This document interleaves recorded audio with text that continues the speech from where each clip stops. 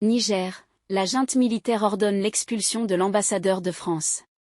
On like, on s'abonne avant de continuer. C'est parti. La junte militaire au pouvoir au Niger a ordonné jeudi l'expulsion de l'ambassadeur de France dans une lettre adressée au ministère français des Affaires étrangères. Malgré la position du Quai d'Orsay, qui a rejeté il y a quelques jours la demande des putschistes de voir partir l'ambassadeur de France au Niger, la junte militaire au pouvoir a ordonné jeudi 31 août son expulsion du pays dans un courrier adressé à Paris. Une décision qui intervient après l'expiration d'un ultimatum aux diplomates français pour quitter le Niger. Selon cette lettre du ministère des Affaires étrangères datée de mardi, l'ambassadeur Sylvain Ité ne jouit plus de privilèges et immunités attachés à son statut de membre du personnel diplomatique de l'ambassade de France.